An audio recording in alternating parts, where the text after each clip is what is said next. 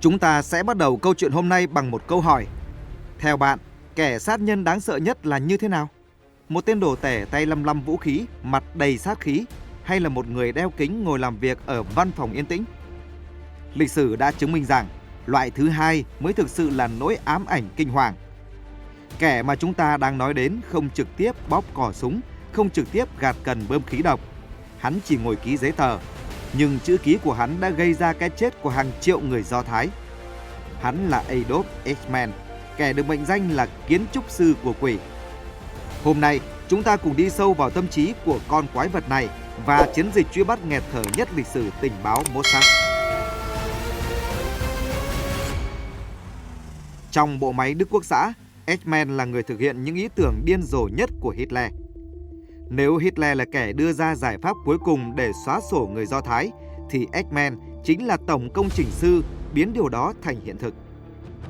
Với vai trò trưởng phòng giải quyết vấn đề Do Thái thuộc mật vụ Gestapo, tại hội nghị Wannsee năm 1942, bên cạnh những ly rượu cô nhắc và tiếng nhạc du dương, Eichmann đóng vai trò thư ký ghi chép lạnh lùng kế hoạch giết 11 triệu người Do Thái như thể đang bàn chuyện xuất nhập khẩu hàng hóa.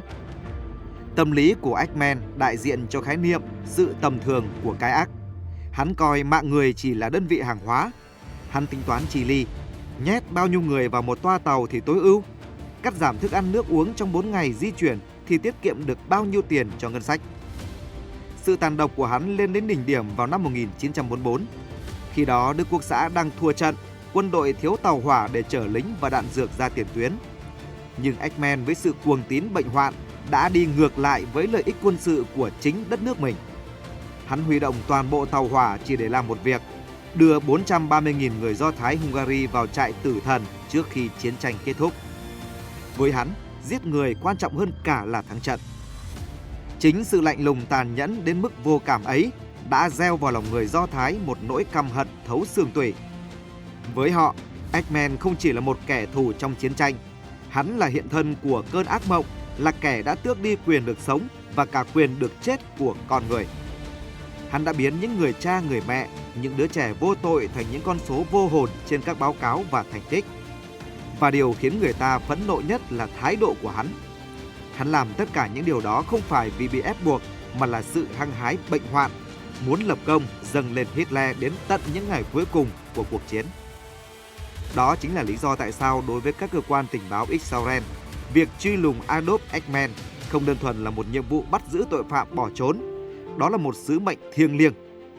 Phần lớn các điệp viên Mossad tham gia chiến dịch này đều là những người sống sót trở về từ địa ngục Holocaust, hoặc có cha, mẹ, anh em đã bị giết trong các lò hơi ngạt mà Eichmann thiết kế. Họ không tìm hắn để trả thù cá nhân, họ tìm hắn để đòi lại công lý cho 6 triệu linh hồn đã khuất. Họ muốn chứng minh cho thế giới thấy rằng, dù kẻ thù ác có trốn đến tận cùng trái đất, trốn sau những cái tên giả hay những gương mặt phẫu thuật thẩm mỹ, thì món nợ máu này vẫn phải được trả sòng phẳng. Quyết tâm đó lớn đến mức Thủ tướng Ben-Gurion đã coi việc bắt Eichmann là ưu tiên hàng đầu của quốc gia, vượt lên trên mọi rủi ro về ngoại giao hay chính trị. Năm 1945, chiến tranh kết thúc, đế chế Đức Quốc xã sụp đổ. Trong khi nhiều tướng lĩnh cấp cao tự sát hoặc ra tòa, thì Eichmann đã bốc hơi một cách ngoạn mục. Hắn không chạy trốn một cách ngẫu nhiên. Hắn sử dụng một mạng lưới ngầm do những kẻ có cảm tình với Đức Quốc xã dựng lên để tuồn tội phạm chiến tranh sang Nam Mỹ. Hắn trôi dạt về Argentina, đất nước cưu mang nhiều tàn dư phát xít lúc bấy giờ. Tại đây, Adolf Eichmann quyền lực ngày nào đã chết. Thay vào đó là Ricardo Clement, một người đàn ông khắc khổ, làm công nhân nhà máy nước, nuôi thỏ và sống trong một căn nhà gạch nát không điện không nước ở ngoại ô Buenos Aires. Hắn sống một cuộc đời tẻ nhạt, lầm lì nghèo khó để che giấu quá khứ lẫy lừng tội ác. Vỏ bọc ấy hoàn hảo đến mức không ai nghi ngờ ông chú hiền lành hàng xóm lại là con quỷ bị truy nã gắt gao nhất thế giới. Nhưng lưới trời lồng lộng, sự sụp đổ của Eichmann lại bắt nguồn từ chính sự ngạo mạn của con trai hắn. Klaus, con trai của Eichmann, khi hẹn hò với một cô gái trẻ tên Sylvia, đã lỡ miệng khoe khoang về người cha vĩ đại từng là sĩ quan Đức. Điều trớ trêu nhất là Sylvia lại là con gái của Lothar Hepman, một người Do Thái sống sót sau trại tập trung. Ông ấy bị mù một mắt vì đòn tra tấn của Đức Quốc xã. Dù mù lòa, nhưng trực giác và trí nhớ về cái tên Eggman đã khiến ông Lothar bừng tỉnh. Ông liền báo tin cho Mossad, tình báo Israel. Ban đầu, Mossad không tin. Họ cho rằng Eggman phải sống trong nhung lụa, chứ không thể ở khu ổ chuột. Nhưng sau khi cử điệp viên đến trinh sát, so sánh ảnh và đặc biệt là cấu trúc vành tai, thứ độc nhất vô nhị không thể thay đổi dù phẫu thuật thẩm mỹ, họ khẳng định con thú đang ở trong giọ. Thủ tướng Israel David Ben-Gurion ra mật lệnh mang hắn về đây và còn sống. Đêm ngày 11 tháng 5 năm 1960, trên đoạn đường ở thủ đô Argentina, đội đặc nhiệm Mossad phục kích. Họ đã phải đấu tranh tâm lý dữ dội khi Eggman không xuất hiện ở 2 chuyến xe buýt đầu tiên. Chỉ huy Rafi Eitan đã đánh cược tất cả khi quyết định nán lại chờ chuyến thứ 3, và vận may đã đến với họ. Khi Eggman bước xuống xe, mật vụ Peter Mankin tiếp cận, chỉ với một câu "Xin chờ một chút, thưa ông", và một cú vật cổ điển, Eggman bị tống vào xe. Chiếc xe lao đi trong đêm. Cả quá trình bắt giữ chỉ diễn ra trong đúng 12 giây, nhưng 12 giây đó chỉ là sự khởi đầu của một cơn ác mộng khác.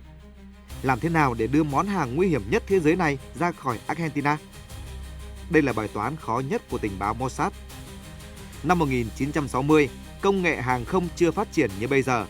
Các chuyến bay thẳng từ Nam Mỹ về Israel gần như không tồn tại. Hơn nữa, ngay sau khi Eggman mất tích, gia đình hắn và mạng lưới cựu Đức Quốc xã đã báo động. Cảnh sát Argentina đang lùng sục trên khắp các bến cảng và sân bay. Nếu mua vé máy bay thương mại thông thường, họ sẽ phải quá cảnh ở nhiều nước, đồng nghĩa với việc Eggman phải đi qua nhiều chốt hải quan. Chỉ cần hắn la lên một tiếng thì toàn bộ nhóm điệp viên sẽ bị bắt ngay lập tức và nhiệm vụ sẽ thất bại thảm hại. Và cơ hội duy nhất mỏng manh như một sợi chỉ đã xuất hiện. Vào tháng 5 năm 1960, Argentina tổ chức lễ kỷ niệm 150 năm độc lập. Israel đã cử một phái đoàn ngoại giao đến chúc mừng bằng một chuyến bay chuyên cơ riêng biệt của hãng hàng không quốc gia LN.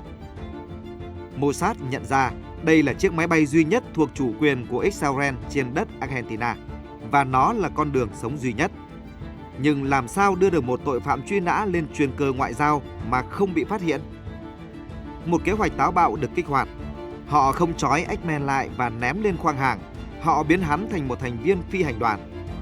Eggman được cạo râu, mặc đồng phục phi công LN. Và đây là lúc vị bác sĩ của đội đóng vai trò sinh tử.